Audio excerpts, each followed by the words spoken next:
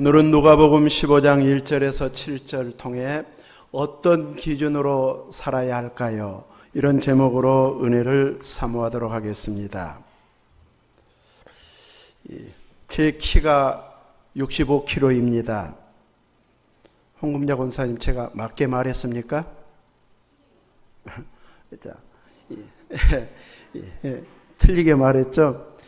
키를 말하려면 몇 센치입니다. 몸무게는 몇 킬로입니다. 이렇게 해야 맞습니다. 이렇게 키를 재는 기준으로는 길이로 재고, 몸무게를 재는 기준으로는 이렇게 무게로 이야기를 해야만이 사람들이 알아듣도록 이렇게 세계적으로 표준을 정했습니다. 사람들이 가지고 있는 자마다 센티미터가 1m가 크기가 다 다르다면 어쩔까요? 무슨 일을 못해요. 건축하는 사람들이 잴 때마다 미터가 다 달라. 그러면 이 사람이 왔을 때 틀리다고 그러고 저 사람이 왔을 때 틀리다고 그러고 건축이 엉망이 될 것입니다. 그래서 세계적으로 딱 표준을 정해가지고 기준을 정해가지고 이것이 정확한 기준의 센치다, 1m짜리다 이렇게 정해가지고 거기에 맞춥니다. 시간도 어디에 맞추고 해가지고 각 나라마다 이렇게 조금씩 다른 것은 기준 시간이 있기 때문입니다. 우리 성도들이 살아가는 데 있어서도 어떤 기준으로 살아갈 것인가, 이 기준이 분명하면 믿음이 쑥쑥 자라고 좋은 신앙인으로 인정받게 되고요. 이 기준이 없이 믿음 생활을 하면은 아무리 오래 믿어도 어디를 성장시켜야 할지를 모르기 때문에 믿음이 좋아지지를 않습니다. 그래서 우리 믿는 사람들은 분명한 기준을 갖고 믿어야 되는데, 이런 믿음의 표준 기준이 없으면 세상 따라서 살아가 버립니다. 주변 사람들에 휩쓸려서 살아가게 되고요, 유행을 쫓아가면서 살게 되어집니다. 세상은 이제 아무리 법이 있어도 약육강식으로 흘러가 버립니다. 그래서 힘 있는 사람 쪽으로 법이 편리하게 되어 있습니다. 법을 만드는 사람들이 이제 국회의원들이다 보니까 자기들에게는 상당히 유리한 쪽으로 법을 만들어 놓잖아요.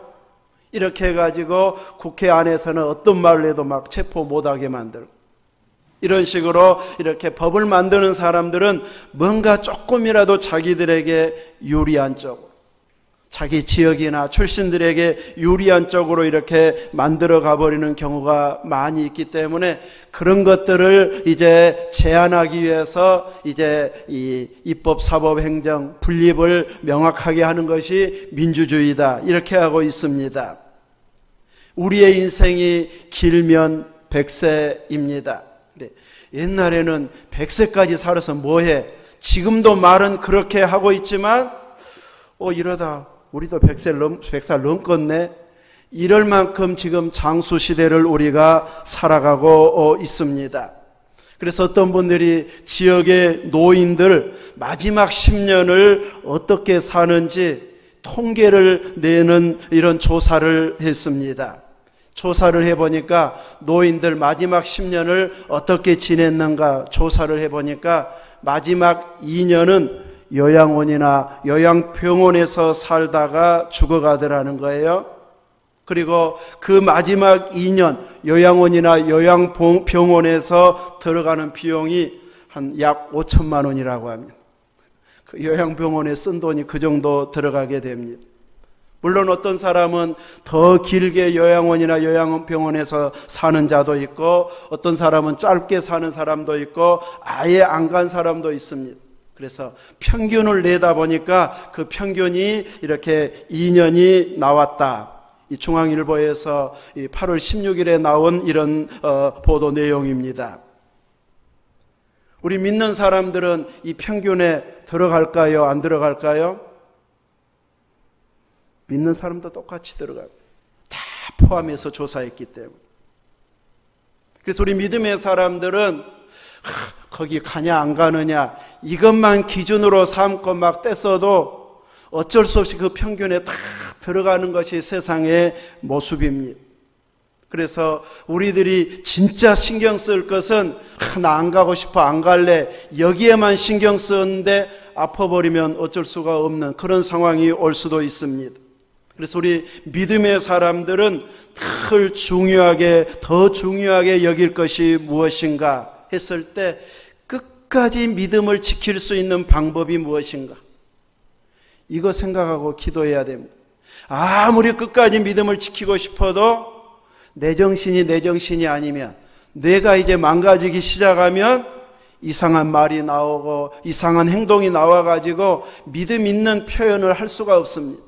그래서 우리가 진짜 기도해야 할 것은 안 가게도 기도해야 되지만 맑은 정신으로 주님 부르시는 그날까지 마음껏 예배드리고 마음껏 기도하고 내 목소리 다해서 주님을 높이는 찬양자가 되고 싶습니다. 맑은 정신 주십시오. 이 기도를 정말 안 빼고 우리 믿음의 사람들은 해야 됩니다. 우리 요양원에 근무하시는 분들도 많이 있는데, 요양원에 근무하는 와서 사시는 권사님들 다 맑은 정신으로 기도하고 또 말씀 보고 있던가요? 권사님이 해도 그러지 않습니다. 뇌는 이제 제대로 보호되어야 우리가 정상적으로 활동이 가능하기 때문에 정말 그 기도를 많이 해야 돼요. 전에 말씀드린 것처럼 물만 잘 마셔도, 뇌에 충분히 수분만 공급이 되어도 훨씬 더 맑은 정신으로 살아갈 수 있기 때문에 아예 딱 물 큰 병 하나씩 딱 재놓고 아주 매일 마시려고 애써야 됩니다. 이렇게 우리들은 이제 이 믿음의 사람들은 끝까지 믿음으로 살기 위한 이런 열정과 헌신의 자세가 되어져야 됩니다. 우리 믿음의 사람들의 신분은 예수님의 지체입니다. 눈, 코, 귀, 입, 손, 발이 다 지체잖아요. 내가 예수님의 몸의 지체가 되어졌다는 것은 주님과 동일한 주님의 명령에 행동할 만큼의 이런 모습이 지체로서 살아가는 자가 되어져야 참 신앙이다, 좋은 믿음이다, 이렇게 평가받을 수 있습니다. 요한복음 15장에서는 또 지체로가 아닌 포도나무와 가지로 또 비유를 들어서 주님은 설명해 주고 있습니다. 가지는 무조건 놔두지 않습니다. 잘 맺을 수 있도록 가지치기를 해서 최고의 열매를 수확하기 위해서 포도나무는 가지를 열심히 칩니다. 우리는 열매 맺는 남겨진 가지가 되어져야지 다른 데 많이 맺으라고 가지 쳐버리는 이런 가지가 되게 해서는 안 될 것입니다. 그래서 우리는 끝까지 그 열매를 맺어갈 수 있는 주님의 몸에 가지가 된 자로 살아가야 되는데, 몇 살까지 그렇게 살아야 될까요? 죽는 날까지. 주님이 오시든지 우리를 불러가시든지 그때까지 계속 예수님으로부터, 남으로부터 영향을 공급받아서 풍성한 열매를 맺는 우리가 되어져야 됩니다. 오늘도 그 열매를 맺어야 됩니다. 이 예배 시간에도 그 열매를 맺어야 됩니다. 예배에 집중이 하나도 안 돼 버린다면 열매 맺을 수 있는 최고의 기회를 놓쳐버리는 것이 됩니다. 그래서 맑은 정신으로 집중해가지고 내가 기어이 기도 제목을 하나 붙잡으리라, 내가 그렇게 살리라, 순종할 말씀을 붙잡으리라 하면서 뚜렷한 자세로 성령님께 의지하면 우리는 이 예배를 통해서 열매 맺을 수 있는 은혜의 시간이 되어집니다. 이렇게 주님 부르시는 날까지 열매 맺으면서 살아가야 우리는 행복한 인생이 되어질 수 있습니다.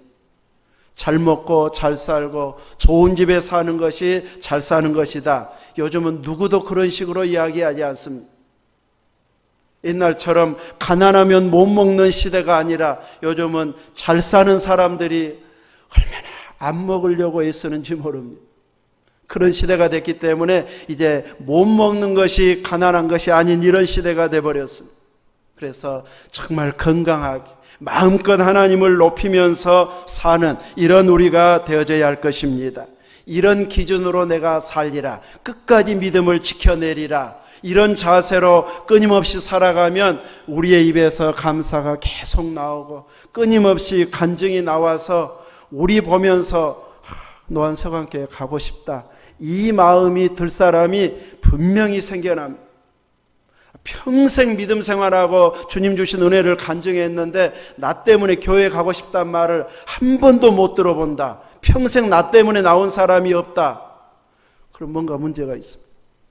그래서 우리들은 그렇게 예수님이 좋고 예수님 기준으로 살아서 우리 때문에 교회 가고 싶어지는 마음이 생겨날 만큼 간증이 풍성해지도록 살아야 할 것입니다. 오늘 본문은 세리와 죄인들이 예수님께 가까이 나와서 말씀을 듣는 장면이 배경입니다.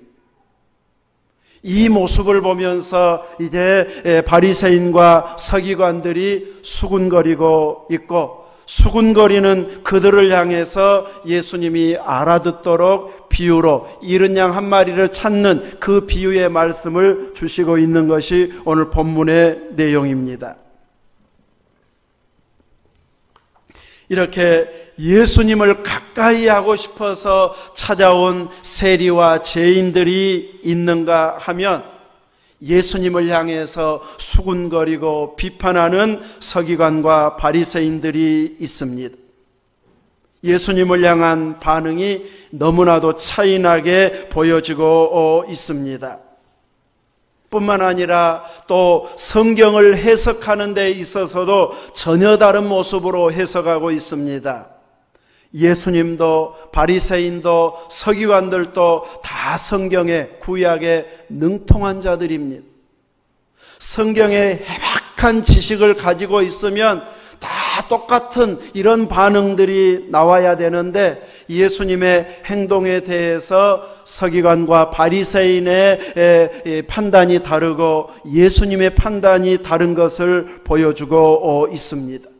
왜 다 같이 성경에 능통한데도 다른 반응, 다른 행동이 나올까요? 어떤 기준으로 살아야 제대로 성경을 아는 것인지를 우리는 주님의 비유를 통해서 배울 수 있어야 할 것입니다. 율법은 하나님의 백성들로 하여금 이 기준으로 살아야 된다 하면서 주신 법입니다. 율법을 바꾸어서 읽으면 뭐예요? 법률이잖아요. 율법이나 법률이나 다 같은 말입니다. 하나님께서 이스라엘 백성들에게 너희는 내 백성답게 살려면 이렇게 법 지키면서 살아라 하면서 주신 법이 율법입니다. 그 율법을 지키는데 기본이 안식일이고 또 10의 1조고 그리고 주신 법을 어떻게 하면 잘 지킬 것인가 늘 기억하고 암송하고 자녀들에게 부지런히 부모가 가르쳐가지고 그 율법을 일상사회법으로 지키게 만든 것이 이스라엘에게 주신 법, 살아가는 기준이었습니다. 그래서 음식을 먹어도 먹어야 할 고기인지 아닌지, 먹어야 할 생선인지 아닌지, 어떤 사람 곁에는 가야 할지 안 가야 할지 이렇게 정한 것과 부정한 것을 분명하게 구분한 것이 율법입니다. 그래서 레위기 11장 이하에 보면 음식을 비롯해서 여러 질병까지 어떤 것이 정하고 부정한지를 명확하게 이렇게 기준으로 정해주고 있습니다. 그래서 정한 것은 먹고 가까이 하고 부정한 것은 멀리하고 또 멀리하는 이런 열심을 가지고 하나님의 백성답게 사는 기준에 맞는 삶을 살도록 요구하고 있습니다. 성경의 전문가인 바리새인과 서기관들이 왜 예수님을 향해서 수군거렸을까요? 그것도 그냥 자기들 눈에 보기 싫으니까 비판하는 그런 수준이 아닙니다. 분명하게 성경의 기준, 율법의 기준을 통해서 지금 수군거리고 있습니다. 차마 드러내놓고 아직은 공격은 못하고 자기들끼리만 수군거리고 있습니다. 그 이유가 무엇입니까? 1절 내용 때문입니다. 모든 세리와 죄인들이 예수님의 말씀을 들으러 가까이 나아오니. 세리도 죄인이었고 또 다른 세리나 다른 죄인들이 다 세리집이니까 마음 놓고 거기에서 초대하니까 다 왔습니다. 단순히 세리의 초대 때문이 아닌 예수님의 말씀을 듣기 위해서 가까이 나왔습니다. 그런데 이 모습을 보면서 바리새인과 서기관, 다른 말로 하면 성경의 전문가들이 수군거리고 있습니다. 2절에 무엇라고 수군거리고 있습니까? 이 사람은 누구예요? 예수님입니다. 왜 예수님은 죄인을 영접하고 음식을 같이 먹는가? 이상한 사람이네. 율법 모르는 사람 아니야? 율법도 안 지키는 사람이네. 이런 마음이 딱 들어오니까, 이런 행동이 보여지니까 지금 수군거리고 있습니다. 레위기의 말씀으로 적용을 한다면 이 부정한 음식을 가까이에서도 안 되고, 또 부정탄 사람, 죄 지은 사람, 또 부정한 병에 걸려있는 사람 가까이에서 접촉해버리면 같이 부정한 자가 됩니다. 그래서 예수님이 자신을 거룩하게 구별하고 깨끗해지려면 아예 이런 집에는 안 가야 됩니다. 그래야 자신을 거룩하게 구별하는 것인데, 왜 하나님의 말씀을 전한다, 선지자다, 하늘에서 왔다 이렇게 이야기하면서 죄인 집에 머물고 그들과 같이 음식을 먹고 그들 가까이에서 말씀을 전하는가? 율법 모르는 거 아니야? 어기는 거 아니야? 지금 이러면서 성경적으로 자기들은 제대로 알고 있다고 판단하면서 수군거리고 있습니다. 이런 사람들 앞에 세리와 죄인들은 소망이 없습니다. 이렇게 낙인 찍혀진 자들은 더 이상 하나님 앞에 나올 수 있는 방법이 없습니다. 그들의 기준에 의하면 이들은 평생 죄인으로 살아야 되고, 하나님의 말씀을 가까이 나와서 들을 수도 없는, 자기들끼리만 모여야 되는 이런 모습이 되어져 버립니다. 이들이 적용하는 기준으로 산다면 세리나 죄인들, 또 이방의 모든 나라들, 우리나라를 포함한 모든 이스라엘을 제외한 나라들은 깨끗해질 수가 없고 하나님 앞에 갈 수도 없습니다. 다 부정한 자들입니다. 그런데 이렇게 판단하고 비판하다가 보면 나중에는 자기들도 율법 어깁니다. 하나님 앞에서 선을 행할 능력이 있는 사람 이 세상에 아무도 없기 때문에 스스로 거룩해질 수 있는 자는 아무도 없습니다. 자기들은 분명히 율법의 근거에서 비판하고 수군거렸지만 선을 행할 능력이 자신들에게 없음을 알지 못하다 보니까 남을 비판하고 자기들은 깨끗한 것처럼 판단하고 있지만 자기들도 또한 부정해질 수밖에 없는 이런 모습들이었습니다. 이런 자들이 죄인이라고 정죄하고, 또 이런 자들이 예수님의 행동에 대해서 비판하고 있는데, 바로 이들은 율법의 자를 가지고, 기준을 가지고 판단하고 있습니다. 그런데 예수님은 율법대로 사시기 위해서 오신 자가 아닌 율법을 완성하기 위해서 오신 분이십니다. 죄인까지도 구원하기 위해서 오셨습니다. 이런 비판 안 들으려면은 그냥 공개적으로 설교하고 의인들만 찾아가면 되지만, 예수님은 의도적으로 세리의 집에 가서 말씀을 전하고 음식을 먹습니다. 예수님은 의도적으로 이렇게 그들을 찾아주면서 만나주시고 있습니다. 또 의도적으로 안식일에 병을 고쳐주십니다. 율법으로 보면 거의 이상한데, 일하면 안 되는데 해가지고 율법 어기는 것으로 생각하는 이런 바리새인들을 향해서 보란듯이 안식일에 그들을 고쳐주시고 있습니다. 그것은 진정한 안식이 무엇인지, 안식의 완성이 무엇인지를 회복을 통해서 제대로 누리도록 하기 위해서 주님이 보여주고 있습니다. 이런 수군거리는 그들을 향해서 주님께서 가르쳐 주신 것은 비유를 통해서 왜 세리의 집에 와서 먹고 그들을 가르치고 그들과 가까이 하고 그들이 나오는 것을 용납하고 있는지를 비유를 통해서 말씀해 주고 있는데, 예수님의 비유는 4절 이하에 어떤 사람이 양 100마리가 있는데 그 중에 하나를 잃어버렸습니다. 그러면 99마리를 들여 두고 그 잃은 것을 찾아내기까지 찾아다니지 않겠느냐고 묻습니다. 양 한 마리 잃어버렸으면 찾으러 다녀요, 안 다녀요? 찾으러 다녀요. 소 한 마리 잃어버리면 찾으러 갑니까, 안 갑니까? 가요. 제 고향이 해남 마산면인데 어렸을 때 우리가 소 한 마리 잊어버려가지고 부모님들과 동네 어른들이 그 이웃면인 황산면까지 막 소 찾으러 갔어요. 나중에 이제 결국은 찾아왔는데 이렇게 소 한 마리 잃어버리면 사람들이 다 동원돼 가지고 그 찾기 위해서 동원돼서 찾아오게 되어집니다. 어느 누구든지 같은 지역 사람이면 뭐 한 마리 가축 잃어버렸다고 하면은 다 이제 찾으러 갈 것입니다. 나 아직 99마리나 있어. 한 마리 괜찮아. 이럴 주인은 한 사람도 없을 것입니다. 그런데 예수님의 비유는 그렇게 열심을 내서 찾았다, 그것으로 끝나면 늘상 있던 일로 알 수 있는데 예수님은 거기에서 교훈을 주기 위해서 한 걸음 더 나아간 일상에서는 일어날 수 없는 이런 일들을 이제 이야기해 주면서 교훈하고 있습니다. 곧 찾아내 가지고 즐거워서 어깨에 메고 5절까지는 가능하다고 보겠는데 6절에 보면 집에 와서 그 벗과 이웃을 불러 모으고 말하되 나와 함께 즐기자 나의 잃은 양을 찾아내었노라 하리라. 돈 생각하면 이렇게 행동하면 뭔가 좀 더 손해될 것 같습니다. 경제 논리로 따지면 타당성이 많지 않는 이런 행동을 하고 있습니다. 양 한 마리 그렇게 힘들게 찾아낸 것은 손해 안 보려고, 그 한 마리라도 안 놓치려고 찾았는데 이제 와가지고 벗을 초청하고 이웃 사람들 초청해서 잔치를 벌이면 동네 잔치가 돼버립니다.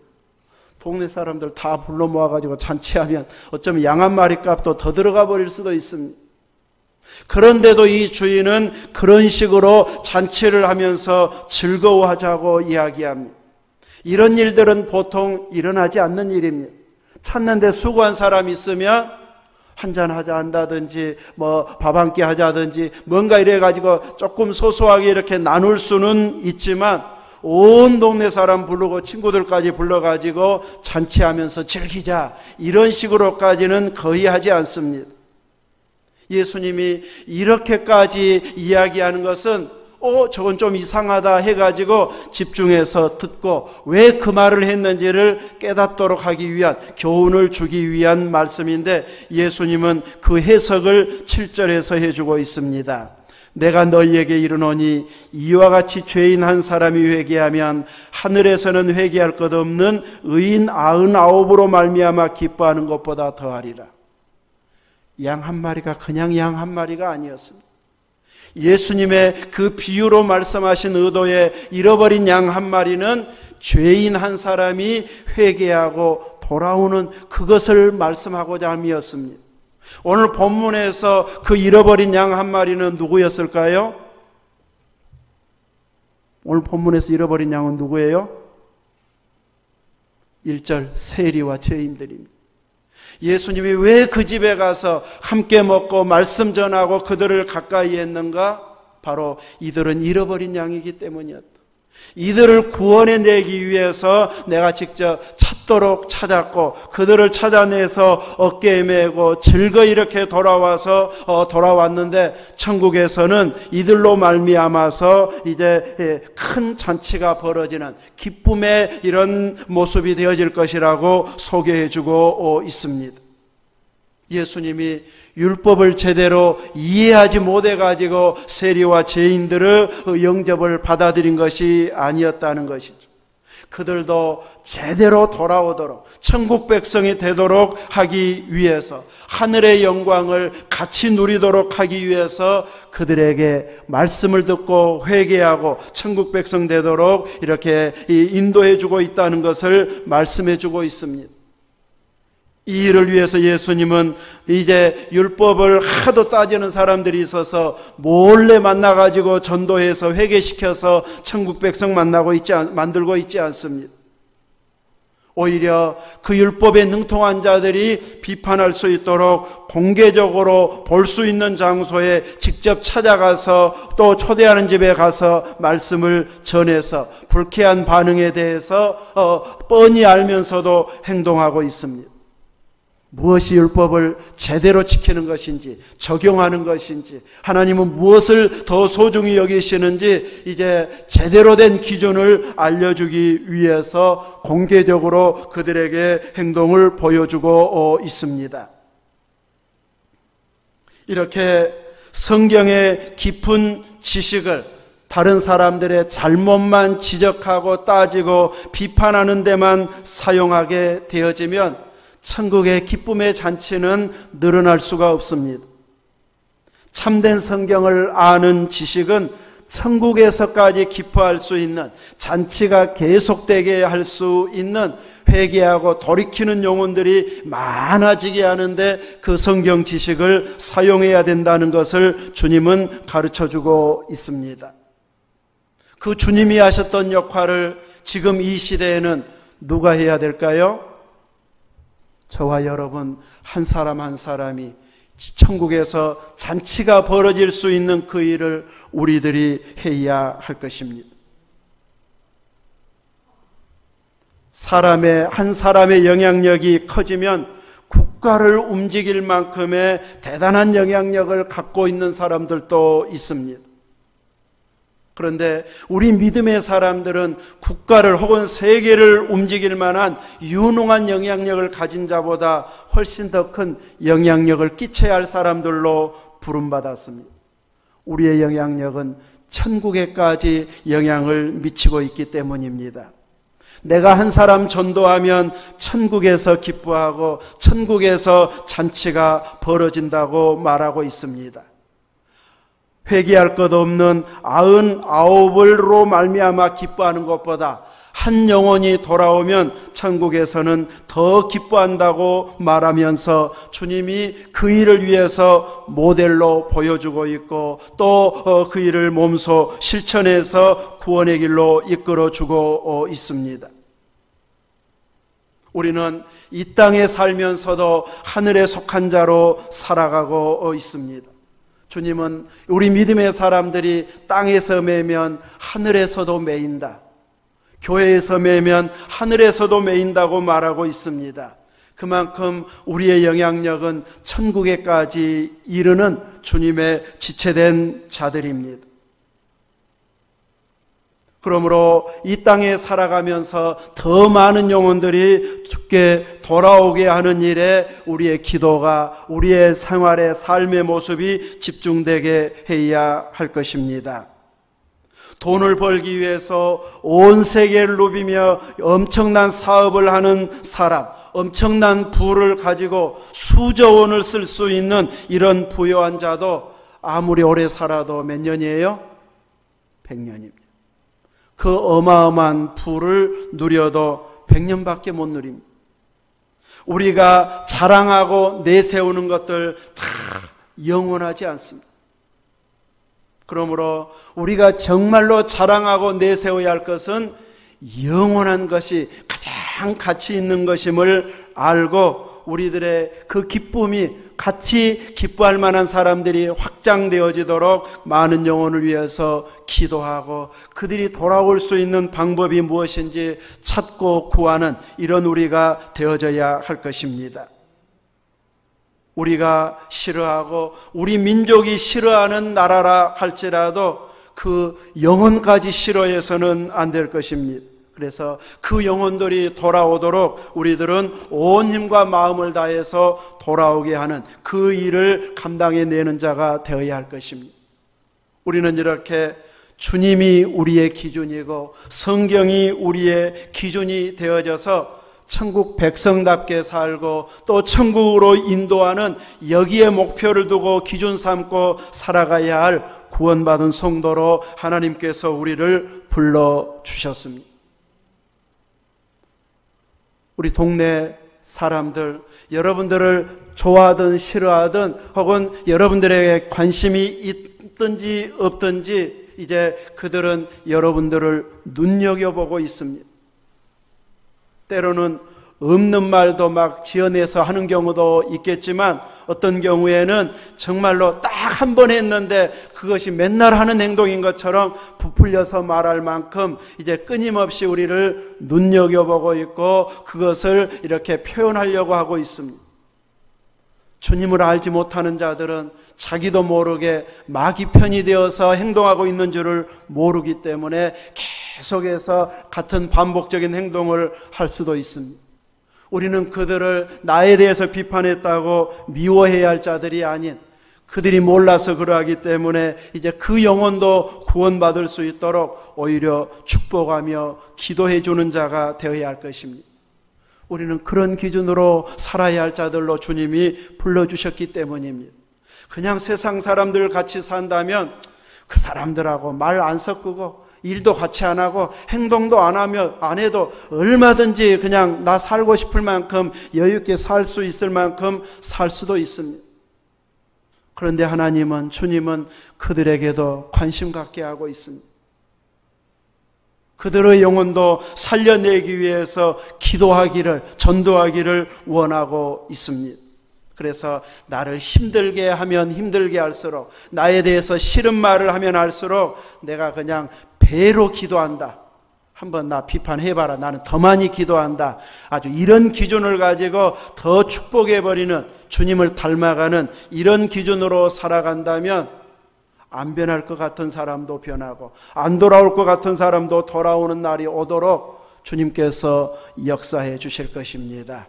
세상의 기준이 아닌, 또 자기 중심의 기준이 아닌 철저히 주님이 우리의 기준이 되고 성경의 기준이 되어서 그대로 살면서 성경이 이렇게 맞구나 하면서 결과들을, 열매들을 보면서 지속적으로 믿음 생활을 해가는 이런 성도들 되시기를 주님의 이름으로 축원합니다. 아멘. 기도하겠습니다. 거룩하신 하나님, 우리의 삶의 기준이 예수님임을 믿습니다. 성경대로 살아야 되는 하나님의 백성임을 믿습니다. 이 말씀이 늘 마음에 새기고 묵상하고 그대로 적용하며 살아가는 열심 있는 삶이 되게 인도하여 주옵소서. 세상 가치 기준으로는 같이 욕하고 같이 싸울 일들이 자주 일어날지라도 주님처럼 인내하고 그 영혼을 축복하며 기도해서 언젠가는 우리의 중심을 알아보고 나도 같이 믿고 싶습니다 하는 고백이 들려지기까지 오래 참고 기도하고 축복하는 우리들 다 되게 주옵소서. 예수님 이름으로 기도하옵나이다. 아멘.